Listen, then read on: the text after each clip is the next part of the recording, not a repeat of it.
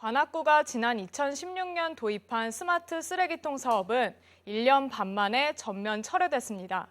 실효성이 없다는 판단에서인데요. 최근에는 같은 IoT 기반의 스마트 재활용품 수거함이 시범 운영되고 있습니다. 잇따라 이어지는 이른바 스마트 쓰레기 정책을 최면희 기자가 짚어봤습니다. 지난 2016년 처음 도입된 관악구 스마트 쓰레기통입니다.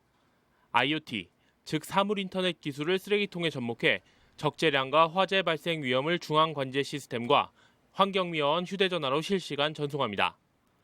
쓰레기가 얼마나 찼는지 알려줘 수거 경로를 최적화할 수 있고 실시간으로 통을 비우다 보니 쓰레기가 넘치는 일이 없어 자연스럽게 무단 투기도 줄어드는 효과를 기대했습니다.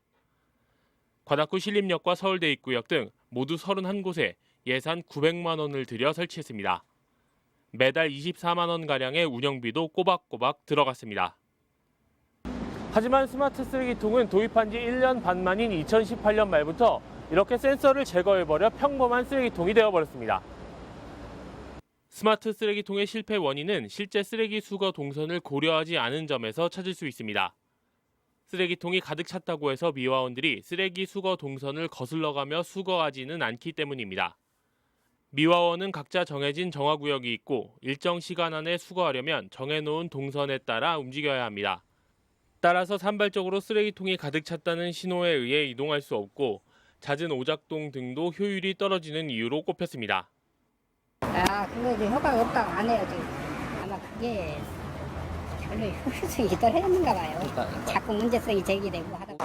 한꺼번에 싹 갈죠. 똑같이 그냥.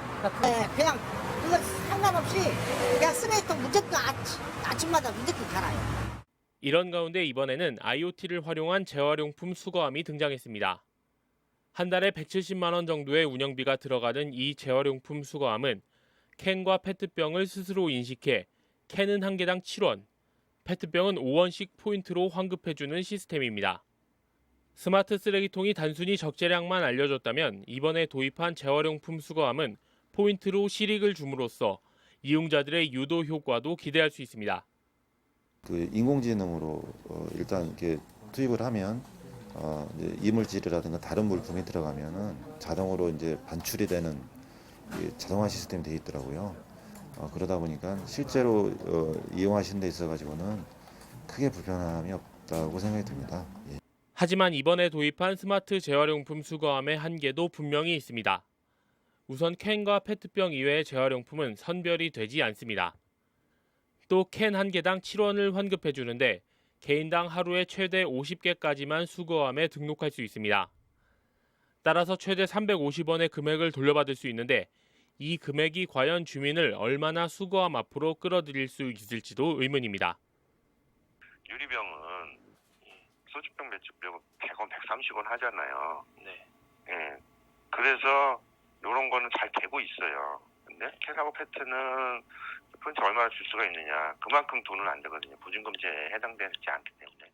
최근 트렌드로 자리 잡은 4차 산업혁명과 스마트 시티를 의식한 나머지 유사한 정책을 남발하고 있다는 지적도 뒤를 잇고 있습니다. 아니면 말고식의 정책 도입과 폐지보다는 좀 더 세밀한 관찰과 실효성 검토가 필요하다는 데 힘이 실리고 있습니다. 기술들을 도입을 했었을 때 꾸준히 그게 같이 성장할 수 있는 서비스 관점에서 성장할 수 있는 IoT의 어떤 그 기능이라든지 그런 것들을 좀 정책적으로 먼저 정하지 않으면은 어떤 IoT 기반으로 들어온다는 손 치더라도 그 시대에 맞게끔 아무리 맞춰서 우리가 IoT를 설계한다고 해도 그 생명 주기는 몇 년이 못 갈 수밖에 없는 거고요. 변화에 민감하게 대응하는 것도 좋지만 정책 도입에 앞서 자칫 예산 낭비에 그치지는 않을지 다각적인 사전 검토가 필요한 대목입니다. HCN 뉴스 최면입니다.